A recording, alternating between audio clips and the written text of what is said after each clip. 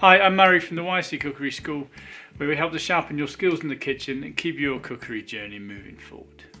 Now, one question that I'm quite often asked is about when to use salted or unsalted butter in your cooking. Okay, and are they interchangeable or not? Well, it's actually all pretty straightforward. Okay, butter tastes good, salt tastes good.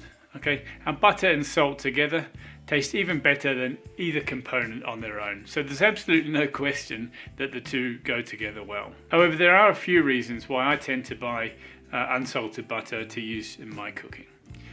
Okay, now firstly, you can always add more salt to a dish, okay, but you can never take it out.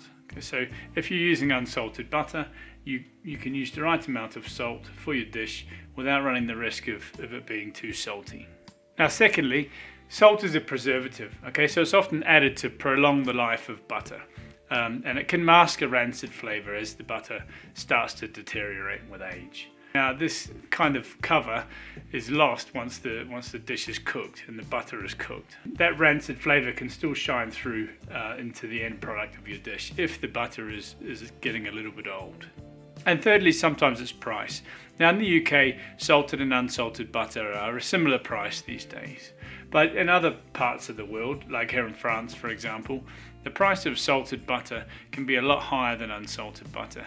And in some cases you can actually buy half a kilo of salt with the change that's left from the difference in the two blocks. Now with that said, I do buy good quality salted butter if it's for serving on its own and eaten raw. Okay, I check that it's well within the best before date and that it's a good quality brand. It's worth spending the extra money if it's going to be eaten raw, okay, say with a nice slice of bread. There's nothing better than great salted butter on a nice piece of fresh homemade bread.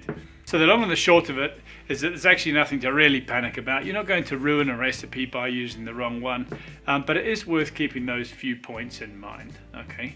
Butter does vary in quality quite a lot between the more expensive and the less expensive. So I hope that makes sense. If you've got any questions regarding this video, please feel free to leave them in the comments below. Remember to hit the subscribe button for our weekly clips to help transform your cooking.